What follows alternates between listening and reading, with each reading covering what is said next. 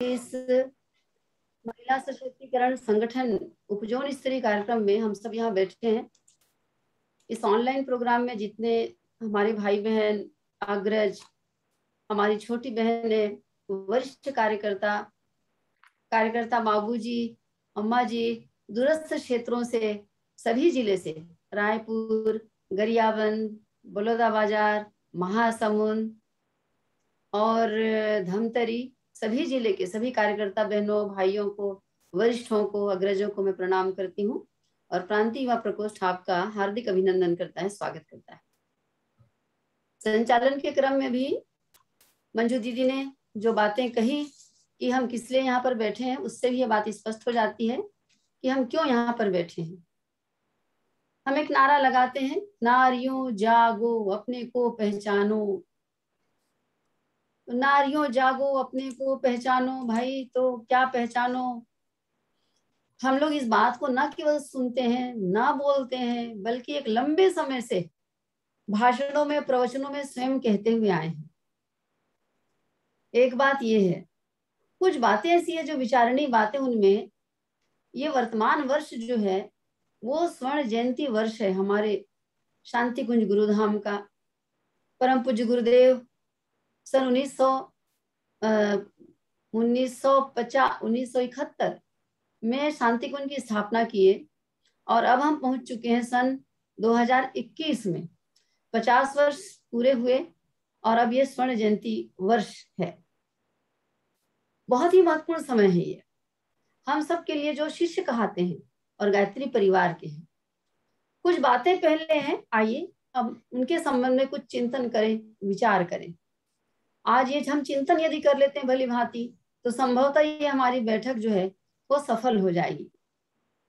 परम पूज्य गुरुदेव का उद्घोष है, हम लोग एक नारा लगाते आए हैं, 21वीं सदी नारी सदी और 21वीं सदी उज्जवल भविष्य। ये दो नारा है। 21वीं सदी में उज्जवल भविष्य होकर के रहेगा, इससे ये बात समझ में आती है। और उसके साथ एक बात ये गुरुदेव ने कहा है कि 21वीं सदी नारी सदी। इसके आधार पर हम चढ़ बढ़ करके नारा लगाते हैं, नारियों जागो, बल्कि जाग गई भाई जाग गई, नारी शक्ति जाग गई हम ये भी कहते हैं। जागेगी भाई जागेगी नहीं, जाग गई भाई जाग गई, नारी शक्ति जाग गई हम ये कहते हैं। आज हम ये चिंतन करें कि क्या वास्तव में नारी शक्ति जाग गई? नारी शक्ति जाग गई, इसकी क्या कसौटी है, क्या मापदंड है, हमारा चिंतन कहाँ है, हम क्या सोचते हैं, क्या विचारते हैं। 21वीं सदी को नारी सदी के रूप में परम पूज्य गुरुदेव ने जो कहा है, वो नारा नहीं, वो भगवान महाकाल का उद्घोष है। अर्थात वो अनिवार्य भवितव्यता है। उनकी भविष्यवाणी कभी झूठी, अधूरी नहीं हो सकती। वैसे भी हम देखते चले आ रहे हैं कि पिछले लगभग ये जो 10 से 20 वर्ष हैं, उसमें इतनी तेजी से क्रांतियां, इतनी तेजी से समय करवट बदलता जा रहा है कि उनकी जितनी भी भविष्यवाणियां थी, एक समय में जिस पर संदेह किया जाता था, मन में हम सोचते थे, अधिकांश परिजन सोचते थे, पता नहीं नया युग आएगा कि नहीं आएगा। लिखा तो है गुरुदेव ने, लेकिन लगता नहीं है, समझ में नहीं आता क्या होगा क्या नहीं होगा। उस पर से अब पर्दा हट गया है और बिल्कुल आंखों के सामने सामाजिक क्षेत्र में, राजनीतिक क्षेत्र में, अंतरराष्ट्रीय क्षेत्र में, राष्ट्रीय क्षेत्र में ऐसी तमाम सारी घटनाक्रम देखने को मिलती, जिससे स्पष्ट होता है कि नया युग आकर के रहेगा और आ रहा है और काफी परिवर्तन घटित हो गए हैं। तो 21वीं सदी नारी सदी की जो उनकी उद्घोषणा है, वो भी झूठी नहीं हो सकती, अधूरी नहीं हो सकती, वो आके रहेगी और आ रही है धीरे धीरे। लेकिन जब संतोष करने की बात होती है, तो क्या हम संतुष्ट हो जाएं इस आधार पर? नहीं। यदि हम इसे सत्य समझते हैं, जैसे कि हम जानते हैं कि परम पूज्य गुरुदेव तो ब्रह्म थे, स्वयं पर ब्रह्म के स्वरूप थे, और उनका कहा हुआ जो ब्रह्म वाक्य है, ब्रह्म वाक्य मतलब भगवान का स्वयं का कहा हुआ, जैसे कि भगवान कृष्ण का गीता ज्ञान है उस प्रकार से, तो उस पर हमें विश्वास होना चाहिए। तो हम अगर विश्वास करते हैं तो उस पर चिंतन करना चाहिए, हमें चिंतन किए होंगे। आइए उस पर चिंतन करके, विचार करके बताएं, सोचें कि क्या इस बात पर हम विश्वास करते हैं कि 21वीं सदी नारी सदी होगी? अगर 21वीं सदी नारी सदी है, तो इसका मतलब तो ये होता है कि सारे क्षेत्र में, सभी क्षेत्रों में नारियां अग्रणी भूमिका निभाएंगी, उनका वर्चस्व होगा, उनका नेतृत्व होगा। एक किताब है जो 21वीं सदी नारी सदी नामक वाङ्मय है, और एक किताब है महाकाल और युग प्रत्यावर्तन प्रक्रिया, गुरुदेव की लिखी हुई किताब है, जो युग परिवर्तन जो किताबों की जो श्रृंखला है उसमें है ये किताब। आप में से अधिकांश बहनों ने पढ़ा भी होगा, यदि आप कार्यकर्ता हैं तो जरूर पढ़े होंगे। उसमें एक पैराग्राफ में पढ़ूंगी, बता रही हूँ आपको, उसको ध्यान देंगे आप, बहुत ध्यान से सुनिए। इसको सुनने का है, चिंतन करने का, लिखने का लिखेंगे तो भूल जाएंगे। कहते हैं गुरुदेव, भावी नवनिर्माण निकट है, उसकी भूमिका में नारी का योगदान प्रधान होगा। अगले ही दिनों कितनी ही तेजवान नारियां अपनी महान महिमा के साथ वर्तमान केंचुल को उतारकर सार्वजनिक क्षेत्र में प्रवेश करेंगी। उनके द्वारा नवनिर्माण का अभियान का सफल संचालन संभव होगा। भावी संसार में नए युग का नेतृत्व नारी करेगी। ये कहा है उन्होंने। पुरुषों के संबंध में कहा है कि पुरुषों ने सहस्त्राब्दियों तक विश्व का नेतृत्व किया, उनके हाथ में भगवान ने नेतृत्व दिया, लेकिन उन्होंने वो भूमिका नहीं निभाई जिसकी अपेक्षा महाकाल को थी। अब ईश्वर ने इस विश्वास के आधार पर कि पुरुषों ने जो करना था कर लिया, अब ये मौका, ये अवसर स्त्रियों को, नारियों, बहनों को देना चाहिए, ये सोचकर उन्होंने ये मौका दिया है हम नारियों को। मतलब हमारा रिजर्वेशन हो गया है किसमें? 21वीं सदी को उज्जवल भविष्य के रूप में अवतरित करने में प्रधान भूमिका नारियों की होगी। ये किसी मनुष्य का, व्यक्ति का कहा हुआ नहीं है, ये भगवान का स्वयं कहा हुआ है, महाकाल का कहा हुआ है, किया हुआ है, सब कुछ हो चुका है। जब वंदनीय माता जी परम पूज्य गुरुदेव के जीवन में आई और विशेष रूप से जब शांति कुंज में आए, तो परम पूज्य गुरुदेव हिमालय जाने से पहले सारी जिम्मेदारी वंदनीय माता जी के हाथ में, बड़ी बड़ी जिम्मेदारी उनको, उनके हाथ में उन्होंने दे दी, और वंदनीय माता जी ने बहुत शानदार तरीके से उन सबको निभाया, आगे बढ़ाया। उस समय से नारी जागरण आंदोलन की जो उसकी शंखनाद जो पहले ही हो चुका था, वो चिंगारी दावानल बन करके आगे लपटें निकलने लगी और ये बढ़ने लगी। आज उन बहनों को बधाइयां हैं जो इस बात को चिंतन कर पाते हैं और उस चिंतन के आधार पर अपनी भूमिका कुछ निभा पा रहे हैं समाज में, क्षेत्र में। लेकिन वो भी ये सोचें कि मैं जो कर रही हूं बस इतना ही तक मेरी सीमा है क्या आगे और कुछ नहीं किया जा सकता? हम सोचें कि क्या हम अपनी पूरी क्षमता, पूरी पवित्रता, हमारे भीतर जितनी भी क्षमता, कुशलता, योग्यता है, दक्षता है, क्या हम उसका भरपूर उपयोग कर पा रहे हैं, कर रहे हैं? हम सोचें कि बस मेरी सीमा इतनी है कि मैं आगे और भी कुछ कर सकती हूँ। युग परिवर्तन की इस महाकाल के इन्होंने जो व्यवस्था बनाई है और हमें जो जिम्मेदारी दी है, उस क्रम में क्या हमारी भूमिका बस इतनी ही रहेगी? क्या आगे हम और कुछ नहीं कर पाएंगे? एक बात। दूसरी बात, एक बात और सोचें, हमारी अधिकांश बहनें हालांकि मिशन से जुड़ी हैं, परम पूज्य गुरुदेव वंदनीय माता जी का बहुत वरदहस्त उनके ऊपर रहा है। वो तो माता पिता हैं, सदगुरु हैं, उनका काम है उड़ेलना, बरसाना, उनने तो दिया और देते आ रहे हैं। लेकिन हमने उनको क्या दिया, क्या इसके बारे में हमने कभी सोचा? सोचते आ रहे हैं हमने क्या किया? क्योंकि गुरुदेव का एक लेख ये है, ऐसा है, उसमें एक पैराग्राफ है, आपने पढ़ा होगा जरूर इसको, कि गुरुदेव ने कहा कि बेटा आपके ऊपर गायत्री माता की कृपा तो हो गई और हमारी कृपा भी है, हमारा भी स्नेह है, हमने भी बहुत कुछ किया है आपके लिए। अब ये है कि आप हमारे ऊपर कृपा कर दीजिए। ये उनके शब्द हैं, उनकी पंक्ति है। इसका क्या मतलब होता है कि अब आप हमारे ऊपर कृपा कर दीजिए? इसका मतलब यह है कि वो हमसे बहुत कुछ अपेक्षा करते हैं और वो अपेक्षा उनकी हम पूरी नहीं कर पा रहे हैं। विशेष रूप से महिलाओं के ऊपर उनकी दृष्टि है। अपनी बेटियों के लिए, बहनों के लिए गुरुदेव नारी जाति के लिए बताते हैं कि जब रात्रि में सोते थे तो फपक फपक के रोते थे, तकिया गीला हो जाता था आंसुओं से उनका। इतनी अधिक संवेदना, इतना अधिक स्नेह नारी जाति के लिए उनके मन में थी। हृदय से मातृत्व उनके भीतर से छलका पड़ता था और इसीलिए शायद नारियों के लिए उन्होंने नारी जागरण आंदोलन का सरंजाम जुटाया। हम सब जानते हैं कि हमारे 7 आंदोलन हैं। युग निर्माण योजना को संपन्न करने के क्रम में 7 आंदोलन का निर्धारण किया गया है। युग निर्माण योजना के अंतर्गत आप जानते हैं, एक है साधना, दूसरा शिक्षा, तीसरा स्वास्थ्य, चौथा स्वावलंबन, पांचवा पर्यावरण संरक्षण, छठवां व्यसन मुक्ति एवं कुरीति उन्मूलन आंदोलन और सातवां है नारी जागरण आंदोलन। ये 7 आंदोलन है महत्वपूर्ण। इन 7 आंदोलनों में नारी जागरण आंदोलन के रूप में परम पूज्य गुरुदेव ने एक पृथक से आंदोलन खड़ा किया, जिसमें उनके वर्चस्व को उभारा जा सके, उनको अग्रणी बनाया जा सके, और वो जो दुनिया की आधी जनसंख्या है नारी के रूप में, वो सामने आ सके। तो बहनों, एक पक्ष तो यह है कि इसके संबंध में हम विचार करें, चिंतन करें कि हम कहाँ हैं, कैसे हैं, हम मिशन से कब से जुड़े हुए हैं। और 21वीं सदी नारी सदी कह रहे हैं तो 50 साल तो हो ही गया। ये हमारा शांति कुंज को बिल्कुल फ्रंट लाइन में ऐसे आ करके, जिसमें कि आंदोलनात्मक कार्यक्रम चल रहे हैं, और 21वीं सदी को आए भी 21 साल बीत रहे हैं। 21वीं सदी की बात हो रही ना, उज्जवल भविष्य की। तो 2001 से शुरू हो गया और 2021 चल रहा, 21 साल एक युग बदल जाता है इतने दिन में।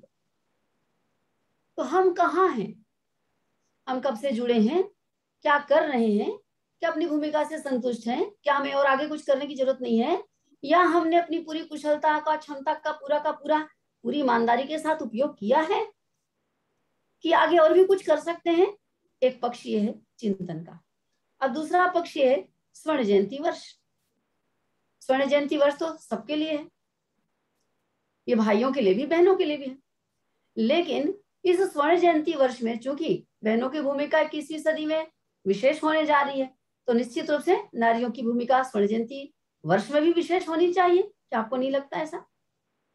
निश्चित रूप से होना चाहिए। इस स्वर्ण जयंती वर्ष में हम बहनें व्यक्तिगत रूप से भी और सामूहिक संगठनात्मक रूप से भी गुरुदेव को, अपनी गुरुसत्ता को क्या अर्पित करें, क्या श्रद्धांजलि अर्पित करें। आप फिर सोचिए एक बात, हम में से बहुत सी अधिकांश बहनें ऐसा सोचती हैं, सोचती कि नहीं सोचती, सोचिए, अरे मैं तो अखंड ज्योति बांटती हूँ, अब हो गया मेरा काम, अब और क्या करूंगी। हाँ, मैं संस्कार कराने जाती तो हूँ, हाँ बिल्कुल प्रणाम है आपको, करते हैं आप, कोई दो मत की बात ही नहीं है, ठीक है। कोई बहन सोचती है कि घर में बच्चों को तो संस्कार दे रही हूँ, घर में अपना दीप यज्ञ करती हूँ, बलिवेश्य कर लेती हूँ, घर में दोनों टाइम में माला जपती हूँ, वो भी बहुत अच्छी बात है, सब ठीक है। जो बहन जितना करती है उसके लिए प्रणाम है, बहुत बहुत साधुवाद है, बहुत प्रसन्नता की बात है। लेकिन आपकी क्षमता की तुलना में वो सही है क्या? बात ये है, अगर किसी व्यक्ति की क्षमता 50 किलो वजन उठाने की है और वो 10-15 किलो वजन उठा करके अपने आप में बिल्कुल आत्म प्रवंचना में रह जाए, मैं कर तो रही हूँ और क्या करूंगी, करता तो हूं मैं, कर तो रही हूं मैं, और उसी को लेकर के बैठ जाए तो ये बेईमानी हो जाएगी। भगवान ने 50 किलो वजन उठाने के बराबर क्षमता दी है, और जो जितनी ज्यादा प्रखरता के साथ में, जितनी अधिक क्षमता के साथ में आगे बढ़ता है, जब जिनके भीतर अभिप्सा होती, इच्छा होती कि मैं और आगे कुछ करूंगी, मैं अपने गुरुदेव के लिए ये करूंगी, अपने मिशन के लिए ये करूंगी, क्योंकि हम लोग पैदा ही हुए हैं बहनों इस बात के लिए, ये बात हम कभी ना भूलें। क्योंकि युग निर्माण योजना जो बनी है वो युग के निर्माण के लिए परम पूज्य गुरुदेव से अवतरित हुए हैं। इसमें जिन बहनों भाइयों को भी जोड़ा हुआ है, चाहे वो किसी भी स्तर के हों और चाहे कहीं भी हों, ये मान ले हम मुक्ति सुक्ति के लिए पैदा नहीं हुए हैं, हम मुक्ति पाने के लिए पैदा नहीं हुए हैं, हम राम भजन करने के लिए पैदा नहीं हुए, एक जगह बैठ करके करके हम पूरा खत्म कर दें अपने समय को ना। गुरुदेव ने स्पष्ट कहा है कि कर्तव्य प्रधान है। आपने गीतों में भी सुना होगा, आपने प्रवचनों में सुना होगा, आपने गोष्ठियों में सुना होगा, गुरुदेव कहते हैं कि बेटा मुक्ति तो मैं वैसे ही दे दूंगा, वो तो रिजर्व है आपके लिए। लेकिन ये जो अभी मौका आया है कि भगवान महाकाल के साथ उनके अंग अवयव बन करके, साथी सहचर बन करके, जो कदम से कदम मिला करके आप ये काम करने का जो ये अवसर मिला है, यदि आप उस अवसर का फायदा उठा लेते हो तो आप बड़भागी होगे। और इसके बारे में कुछ क्या कहूं मैं, क्या कहा जा सकता है, इसके बदले क्या मिलेगा, ये मिलेगा कि तो बात ही नहीं है। गुरुदेव ने अपना अंग अवयव बना दिया, तो हम ये सोचे विचारे कि हम कितना कर रहे हैं और क्या करके हम संतुष्ट होकर के बैठ गए हैं, ये सोचने की बात। हमने बहुत सारी बातें सुनी हैं नारी जागरण के अंतर्गत, आप लोग एक जमाने से जुड़े हुए हैं, हमारी वरिष्ठ कार्यकर्ताओं के द्वारा, बहनों के द्वारा, शांति कुंज से लेकर के यहाँ तक अधिकांश हम जब भी नारी जागरण गोष्ठी में बैठते हैं तो बहुत सारी पौराणिक कहानियां सुनने को मिलती है। और वो पौराणिक कहानियां सीता, मदालसा, सावित्री, अनुसुईया, गार्गी, मैत्रेयी, इन सब के बारे में होती, झांसी की रानी लक्ष्मीबाई वगैरह वगैरह वगैरह। इन्होंने ये किया, उन्होंने वो किया, उन्होंने किया, अपने जमाने में किया, कर लिया। तो उनसे प्रेरणा पाने के लिए ही तो बताते हैं ना पौराणिक कहानियां। तो हमने उनसे प्रेरणा पा करके अब अपनी जब भूमिका यहाँ पर निभानी है तो हमने कितना कुछ किया, ये सोचने की बात है। एक तो ये है। दूसरी बात, प्रेरणा के रूप में हमारे सामने बहुत सारे उदाहरण दिए जाते हैं, शिक्षा के क्षेत्र में, विज्ञान के क्षेत्र में, प्रौद्योगिकी के क्षेत्र में, सेवा के क्षेत्र में, समाज सेवा के क्षेत्र में ढेर सारी ऐसी महिलाएं जिन्होंने अपना परचम लहराया। बहुत अच्छी बात है। तो हमने उनसे प्रेरणा लेकर के कितना कुछ किया, ये ईमानदारी से सोचने की आवश्यकता है। हमारे बीच में मुख्यतः दो प्रकार की बहनें होंगी। एक तो सक्रिय बहनें होंगी जो नित्य प्रति कुछ कुछ कुछ करती रहती हैं। उन्हें यह सोचना चाहिए हम लोगों को कि मैं इससे आगे भी मेरी क्षमता है, मैं क्या कर सकती हूँ। दूसरी वो बहनें हैं जो सामाजिक क्षेत्र में आगे नहीं आ पा रही हैं किसी कारणवश।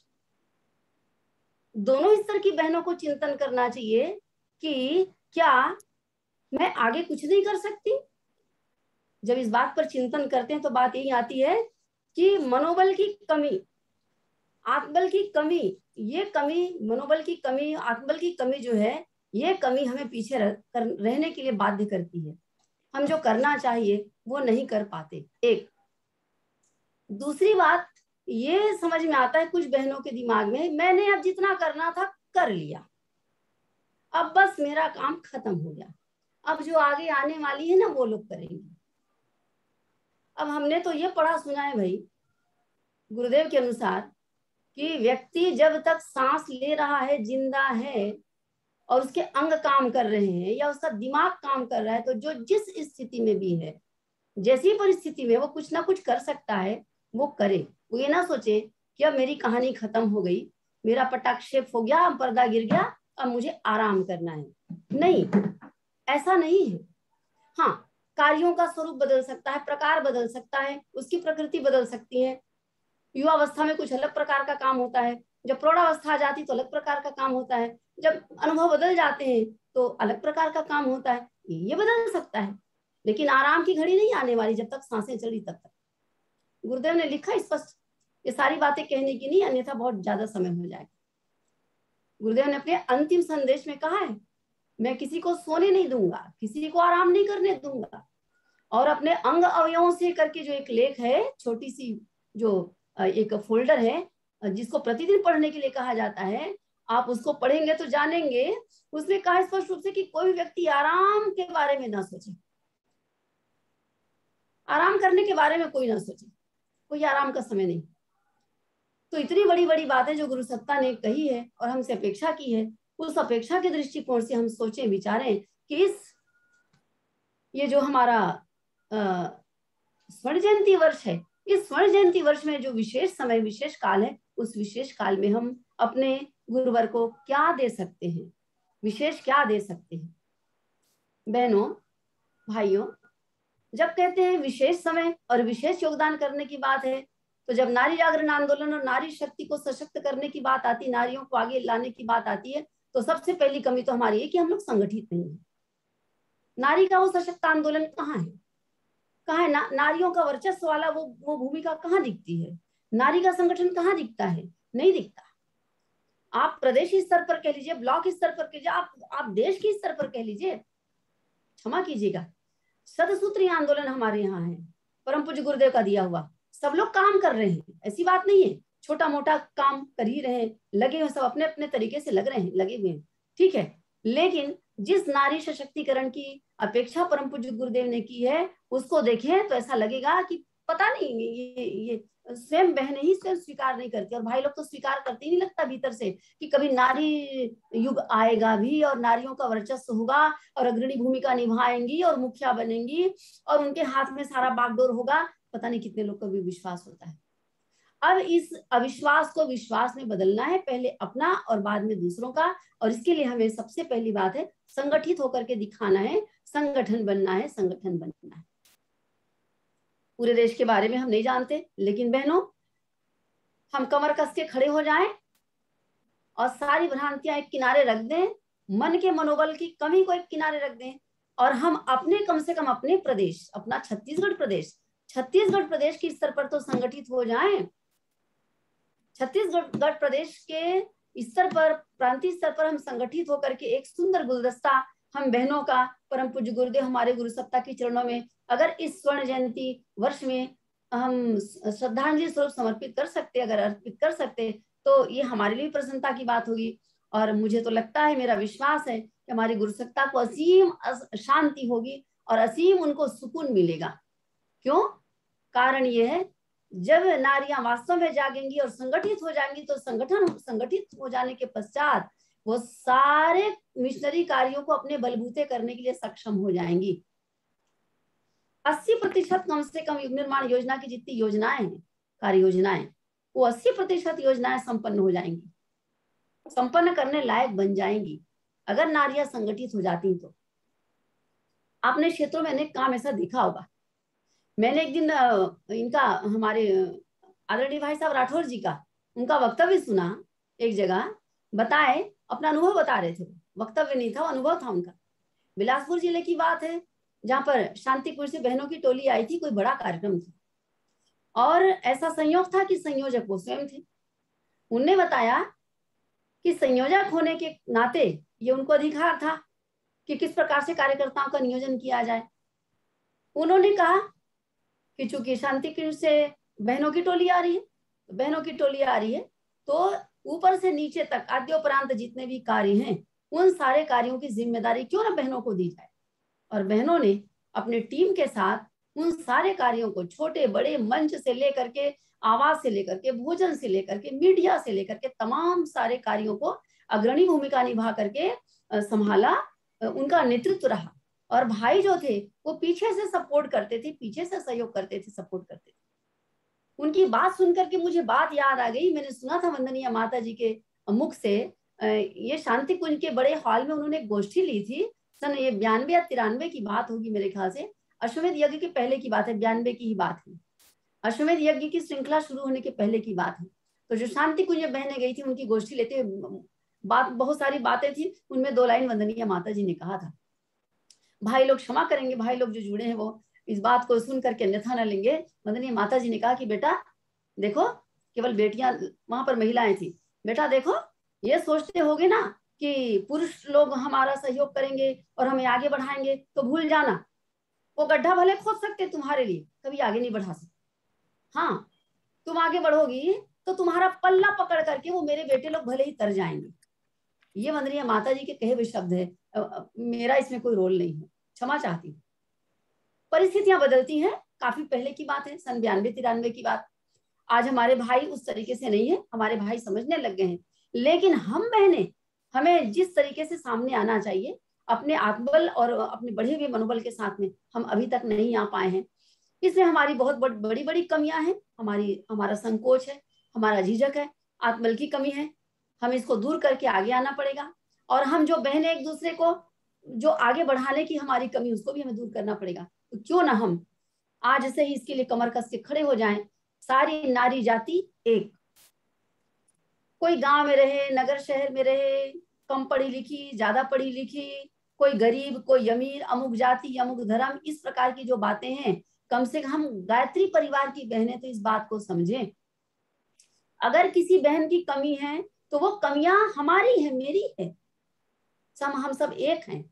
अगर उसमें कोई कमी है भी, वो मेरी है। अच्छाई है किसी बहन में तो अच्छाई मेरी है, ये समझ करके हम प्रसन्न भी हों, उनको आगे भी बढ़ाएं। जो बड़ी बहनें हैं, छोटी बहनों को प्रमोट करें, जो छोटी बहनें हैं वो बड़ों को सम्मान दे, और इस प्रकार से आपस में सुंदर संयोजन होकर के क्या बात बनेगी। और बहनों, ये नया जमाना आ गया है, हम भले इसको गले ना लगाएं, हम इस नए जमाने के अनुरूप भले अपने आप को न ढाल पाए। आप देखें कि नई उम्र की जो बेटियां बहनें हैं, ये जो 20 साल, जिनकी उम्र 25 साल, 30 साल, 20 साल है, क्या प्रतिभा, क्षमता, योग्यता है उनकी। जी आप देखिए उनको, क्या आगे बढ़ करके काम करती हैं, कितनी ज्यादा उनमें समझ, उनमें जागरूकता है। वो चाहती है नई नई काम सीखने की, आगे आने की, उनको बढ़ाने की भी आवश्यकता है। लेकिन अपने स्वयं का जो ज्ञान अनुभव है वरिष्ठों के पास में, उनके लिए उनको आवश्यकता है, उनको पोषण चाहिए, वो करना पड़ेगा। तो क्या हम संगठित होकर के प्रांत स्तर पर एक गुलदस्ता गुरुदेव के चरणों में भेंट कर सकते हैं। दूसरा चिंतन का विषय ये है, और इसी तरीके से प्रांत स्तरीय संगठन के अंतर्गत ही ये सशक्तिकरण, संगठन सशक्तिकरण बैठक में हम सब बैठे हुए हैं और आगे क्या करें इसके संबंध में बात करनी है। तो जब तक कोई काम सामने नहीं आता तब तक संगठन का कोई मतलब नहीं होता। आप जानते हैं, यदि 150 लोग को संगठित करके एक जगह रख भी लें और काम सामने ना हो तो फिर उस संगठन का कोई मतलब नहीं, वो सब बिखर जाता है। होता है ना, बहुत सारी महिला मंडल हमारी बनी, लेकिन आप देखते होंगे बहुत सारी महिला मंडल बनी और टूटी भी, अर्धमूर्छित मूर्छित स्थिति में। कई तो बहनों को मालूम भी नहीं कि उनका महिला मंडल है, लेकिन है। मैं कई जगह कार्यक्रम में जाती हूँ, जब गई हूँ और वहां पर सभा में बैठे रहते बहनों से पूछते कि दीदी आप लोग का तो महिला मंडल जरूर होगा, क्योंकि आप बहुत पुराने समय से जुड़ी हुई है। कुछ बहनें हाँ में सिर हिलाती हैं, कुछ असमंजस में हाँ भी बोलती नहीं भी बोलती हैं, कुछ बोलती कि नहीं बना है। तो वहां के जो भाई हैं वो बोलते हैं बने तो है, वो कैसे नहीं बने हैं, वो याद दिलाते हैं, फिर वो गिनाते हैं अमुक अमुक अमुक अमुक लोग तो हैं आपके महिला मंडल में। तब उसको समझ में आता है, अच्छा हम लोग जो बैठ के दीप यज्ञ करते हैं वही महिला मंडल है। उसको समझ भी नहीं आता महिला मंडल क्या है, और वो महिला मंडल की संयोजिका होती है वो बहन हमारी। तो ये इस तरह है हमारा, हम काम कर भी रहे हैं तो नहीं जानते। फिर कई बहनें बहुत काम कर रही है छोटा छोटा, लेकिन किसी को किसी के बारे में कोई जानकारी नहीं है, अलग थलग सब बिखरे पड़े हुए हैं। इस तरीके से तो हमारी क्षमता कमजोर हो जाती है। यदि हम संगठित हो जाएंगे तो सारी बहनें एक दूसरे के बारे में जानेंगी, हमारे समान और कौन है। इससे एक दूसरे के से परस्पर आदान प्रदान होगा ऊर्जा का, एक दूसरे से वो कुछ ज्ञान का, अनुभव का आदान प्रदान करेंगी, मिलेंगे जुलेंगे आपस में। तो ये क्या क्षमा बंधेगा इससे, और कितना सुंदर एक स्वरूप बन जाएगा। तो ये करना है तो संगठित होना आवश्यक है। तो प्रांत स्तर पर बहनों हम सबको संगठित होना है, और प्रांत स्तर पर संगठित होने के लिए ही हमें काम चाहिए, और उस काम का अब आगाज होने जा रहा है जिला स्तरीय कार्यशाला के साथ। आपने मैसेज में, संदेश में पढ़ा होगा कि आज की उपजोन स्तरीय इस बैठक के पश्चात जब ये संपन्न हो जाएगा तब उसके बाद बहनों की टोलियां निकलेंगी, उनका प्रशिक्षण होगा, और उन बहनों की टोलियां जिला स्तर पर होने वाले जो कार्यशाला होंगी, जो 2 दिवसीय आवासीय कार्यशाला होगी, हर जिले में होगी, उनको संपन्न करने का सारा काम, सारा दायित्व, जिम्मेदारी जो हमारी बहनों को ही होगी। जो बहन बाहर जा सकेंगे और उसको बखूबी जो कर सकेंगे, प्रशिक्षण में जो भागीदारी करेंगे, जो उसको सीखने के लिए प्रशिक्षित होंगे नए सिरे से, उनको ये दायित्व मिलेगा, और ये काम अंततः हमारी बहनों के द्वारा ही किया जाना है। तो जिला स्तरीय कार्यशाला का आयोजन होना है, ये नोट कर लिया जाए। अब ये जिला स्तरीय कार्य योजना में होगा क्या, इसका उद्देश्य क्या है, अभी जितनी बातें हुई वही है, फिर भी मैं रेखांकित कर दी। नंबर 1, स्वर्ण जयंती वर्ष में हम अपनी गुरु सत्ता के सपनों को साकार करने के लिए नए सिरे से पुरानी सारी बातों को छोड़ करके कमर कस के तैयार हो जाएं और संगठित स्वरूप में आगे आए। नंबर 1। दूसरा उद्देश्य क्या है, 50 वर्ष पूरे हो गए हमारी नारी जागरण आंदोलन को भी, कम से कम हुआ तो पहले से ही है प्रमदनी माता जी के साथ, लेकिन स्वर्ण जयंती वर्ष के साथ भी अगर लगाकर के इसको देखें तो हमारा कोई मजबूत संगठन चूंकि नहीं है, तो अब हम मजबूत संगठन बनाएंगे। कहीं कहीं पर ये जो छुटपुट जो महिला मंडल का स्वरूप है वो बिल्कुल अब प्रखरता के साथ सामने आएगा। जो मृत प्राय पड़े हुए हैं, अर्धमूर्छित स्थिति पड़े हुए हैं, उनको जीवंत बनाएंगे, 1 साल की कार्य योजना बनाएंगे। इस प्रकार से सारी बिखरी हुई बहनें जो हैं वो एकजुट होंगी, एक दूसरे के बारे में जान सकेंगे, हम एक हो सके। नंबर 2, हम एक हो सके और एक दूसरे से हम ऊर्जा पाएं। दूसरी बात। तीसरा, कार्यशाला का उद्देश्य क्या है, इस कार्यशाला के आयोजन की संपूर्ण जिम्मेदारी बहनों को उठानी है, आद्योपरांत अपनी भूमिका से संपूर्ण आयोजन को सफल बनाना है। तो इसके लिए आगे आना उनको, इसके माध्यम से आपको अवसर मिलेगा। सारी ग्रामीण बहनें, ब्लॉक स्तर पर जो बहनें अंतिम छोर तक हैं, जो बिल्कुल ये कहती कि मैं कुछ भी नहीं कर सकती, सारी बहनों को जो जिस स्थिति में है, जो जितनी भी पढ़ी लिखी हैं, उन सारी बहनों को अवसर मिलेगा काम करने का, कार्यशाला में भी काम करने का अवसर मिलेगा। और कार्यशाला के अंतर्गत जो 1 वर्षीय कार्य योजना होगी, उस कार्य योजना के अंतर्गत हर बहन का हाथ महाकाल के साथी सहचर बनने की भूमिका निभाएगा। उनके हाथ से निर्माण का काम कुछ ना कुछ हो पाएगा। निश्चित रूप से मन स्थिति बनाने की आवश्यकता है। कार्यशाला से हमारी मन स्थिति भी बन पाएगी। हम ना भूलें, मन स्थिति बनती है तो परिस्थितियां अपने आप बनने लगती है। मन स्थिति क्या होती है?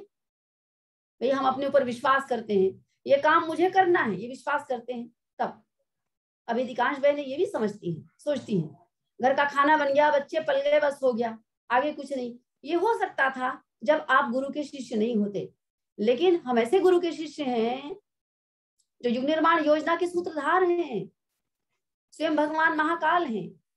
हम ऐसे गुरु के शिष्य हैं जिन्होंने 21वीं सदी नारी सदी का उद्घोष किया है। इसलिए केवल हमारी ये सीमा नहीं हो सकती कि हम केवल और केवल घर में भोजन और बच्चे और अपने चार दीवार के भीतर की जो कुछ भी दायित्व है उसको केवल निभाएं। हाँ, ये जरूर है कि अपने घर के दायित्व को पूरा करके जो समय बचता है, जो प्रतिभा बचती है आपके पास में, अपनी घर की जिम्मेदारी, जो प्राथमिक जिम्मेदारी, उसको करने के पश्चात जो बचता है समय, वो समय ही हमें लगाना है। लेकिन फिर भी मैं एक निवेदन करूंगी इस पॉइंट के अंतर्गत कि बहनें जो चाहे वो सो कर सकती हैं, जहां चाह वहां राह।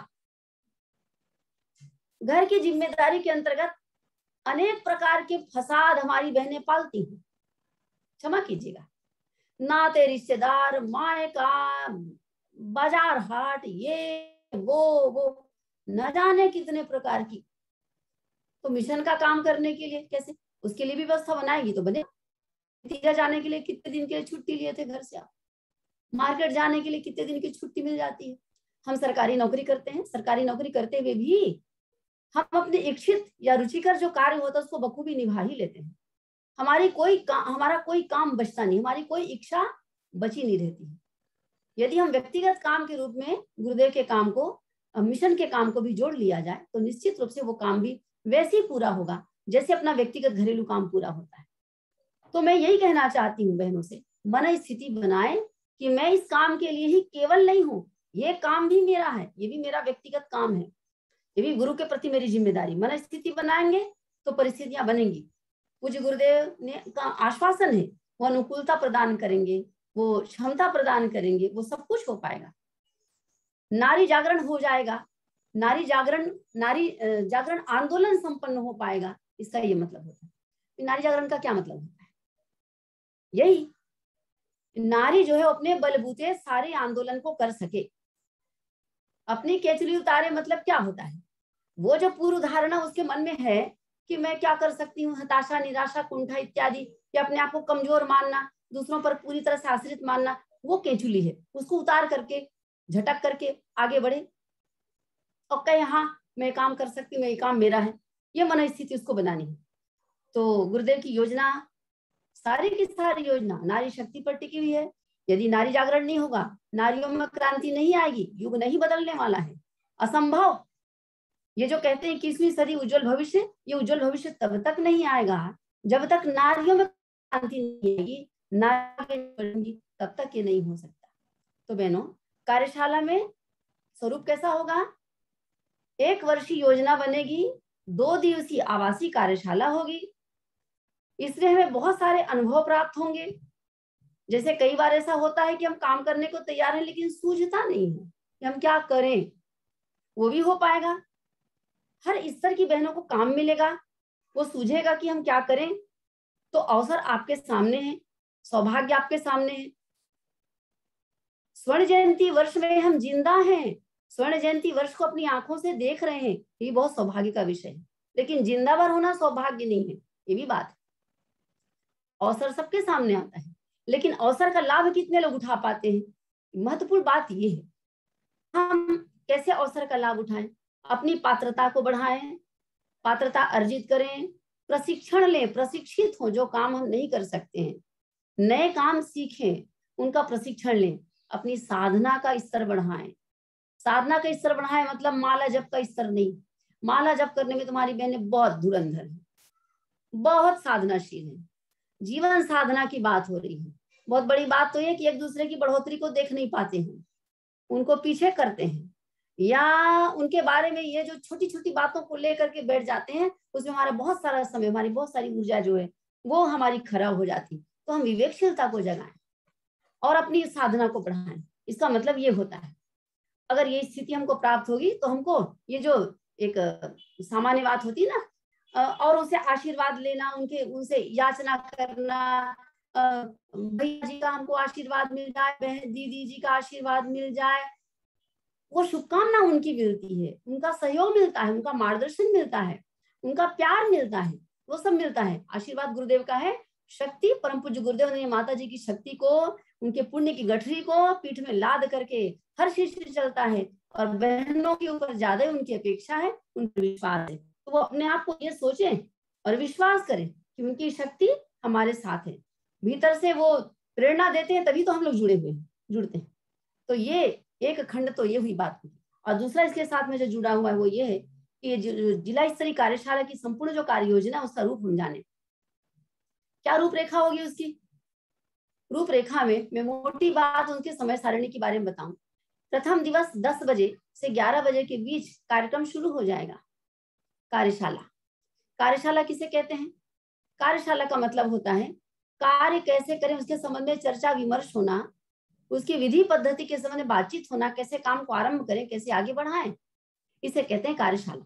उसमें कोई ऐसा भाषण प्रवचन नहीं होगा, पौराणिक गाथाएं नहीं होगी, ऐसा कुछ भी नहीं होगा। काम सीखना है और काम करना है, जिससे कि हम 1 साल तक अपने आप को तैयार कर सकें, और उसके पश्चात जब साल भर के बाद में एक नई कार्यशाला होगी जो 4 साल से प्रतीक्षित है, पिछले 4 साल से, वो संपन्न करने हैं। और हमारा जो प्रांत स्तरीय जो संगठन है वो स्पष्ट रूप से सामने दिखाई देना चाहिए। इस उद्देश्य को लेकर के ये कार्यशाला है। तो उसमें कोई भाषण प्रवचन जैसी चीज नहीं के बराबर होगी, बहुत कम, नहीं के बराबर। तो 10-11 बजे आरंभ होगा, और वो दीप प्रज्वलन के साथ जो शुरू होगा, उसके पश्चात फिर सीधे भोजन, दोपहर लगभग 1-1:30 बजे भोजन का समय होगा। भोजन के पश्चात पुनः कक्षा आरंभ होगी, तुरंत, बिना लंबा ब्रेक के, जैसे युवा शिविर होता है, जैसे कन्या शिविर किए जाते हैं, उस प्रकार से। उसके पश्चात प्रज्ञा पेय का जो लघु अवकाश होगा, वो अवकाश होगा आधे घंटे का मात्र, संध्या काल शाम को 4-4:30 बजे के लगभग पुनः कक्षा आरंभ होगी। उसके पश्चात एक लघु अवकाश जो अनाद योग आरती के समय होता है, 6 बजे के आसपास होगा। उसके पश्चात पुनः कक्षा आरंभ होगी, तो 8 बजे तक क्लास चलेगी। 8 बजे हम भोजन करेंगे और उसके पश्चात फिर शयन करेंगे। प्रथम दिन समाप्त। द्वितीय दिवस प्रातः काल 6 बजे हमारी योग की कक्षा आरंभ हो जाएगी, जिसमें हमारी जितनी भागीदारी करने वाली गांव नगर शहर से, पूरे जिले से, जो छोटी जगह से बड़ी जगह से, सब जगह से आई रहेंगी बहनें, रात्रि विश्राम वहां पर करेंगी। 6 बजे उनका योग की क्लास शुरू होगी। योग की क्लास में पवन मुक्तासन 1 और प्रज्ञा योग 2, ये विशेष रूप से ये केवल कराया जाएगा, जिससे कि अपने शरीर स्वास्थ्य को ठीक रख सके। और 8 बजे जो पुनः क्लास शुरू होगी, 7 से 8 जलपान होगा, 8 बजे से लेकर के फिर से वैसे ही एक लघु अवकाश होगा, 10:30 बजे कक्षा लगातार चलेगी। उसके पश्चात फिर भोजन का जो समय आता है उस तब तक क्लास चलेगी। फिर 1 बजे के बाद उनका समापन समारोह होगा, 2 दिवसीय जो भी कार्यशाला होगी उसकी। और 2 बजे के पश्चात जब संपन्न हो जाएगी उनके समापन समारोह, फिर वो भोजन करेंगे, और भोजन करके फिर सभी जो है वो अपना अपना प्रस्थान कर पाएंगे। ये मोटी मोटी बात जो है, ये हमारी कार्यशाला का स्वरूप के संबंध में आपको मैंने बताया। अभी जो कार्यशाला होगी उसमें किसी प्रकार की किसी को असुविधा होती, मान लीजिए, तो जिसको असुविधा होती वो अपनी असुविधा को देखते हुए बताएंगे, उनके साथ में कुछ समझौता किया जाएगा, लेकिन उनको तरीके से उनको सहमत करना इस बात के लिए कि अधिकांश बहनें हमारी आवासी हो सके और वो ज्यादा से ज्यादा लाभ उठा सके। ये ध्यान रखने की बात है। हमारी जितनी बहनें हैं जो कार्यशाला में आयोजन करता होंगी, आयोजनकर्ता की भूमिका निभाएंगी, उनके संबंध में हमारी आदरणीय दीदी अभी आगे प्रकाश डालेंगी। मैं तो ये कह रही हूँ कि सभी कार्यों को, सभी प्रकार के कार्यों को मुख्यतः कुछ 4 भागों में बांट दिया गया है। कुछ अतिरिक्त कार्य हैं, प्रशिक्षण संबंधी कार्य हैं, साधनात्मक कार्य हैं, कुछ रचनात्मक कार्य हैं। कहने का मतलब है कि हर प्रकार के कार्यों को करने के लिए हाथ चाहिए, और हर बहन को कोई ना कोई, किसी न किसी प्रकार का कार्य करने का अवसर चाहिए। इन दोनों बातों में तालमेल बना करके प्रत्येक को कार्य करने का एक अवसर प्राप्त होगा। तो ये जो 2 दिवसीय कार्यशाला है वो बहुत ही महत्वपूर्ण रहेगी। यहाँ तक कि इसमें अवगढ़े संस्कारवान पीढ़ी की जो बड़ी कार्यशाला होती है, जो 8 दिन 9 दिन तक चलती है, उसको भी संक्षिप्त रूप से बताया जाएगा आपको कि स्टेप बाय स्टेप आप किस प्रकार से उसको इम्प्लीमेंट कर सकें। पुंसवन संस्कार कराना अलग बात है, लेकिन आप उसकी व्यवस्था कैसे बनाएंगे, किन किन स्तरों पर काम होता है, किन किन स्तरों पर काम किया जा सकता है, उसके संबंध में भी वहां पर पर्याप्त चर्चा होगी, जिससे कि आपको ये आइडिया मिल सके। मैं समझती हूँ कि सभी प्रकार के कार्यों को करने, उसको क्षेत्र में इम्प्लीमेंट करने, जमीनी स्तर पर उसको उतारने का आइडिया, उसका एक उसकी योजना, उसकी विधि पद्धति हमारी बहनों को मिल पाएगी। और ये बहुत ही अच्छा होगा, हम सब बहनें एकजुट होकर के अपने प्रशिक्षण में भागीदारी करें, कार्यशाला में भागीदारी करें। यहाँ पर मैं अपनी बात को विराम दूंगी, शेष बातें अंत में फिर कर लेंगे। अगली बात इसके बाद में आती है कि जो कार्यशाला होगी, उस कार्यशाला में क्या तैयारी करनी होगी और उस कार्यशाला में हम बहनों की क्या भागीदारी होगी, बहनों की क्या भूमिका होगी, क्या भागीदारी होगी। मैं निवेदन करती हूँ इस बात के लिए कि हमारी बहन इस बीच में है, मेरी अपनी बात समाप्त होती है। मंजू दीदी से निवेदन है कि बहन नंदिनी दीदी को इनवाइट करेंगी। मंजू दीदी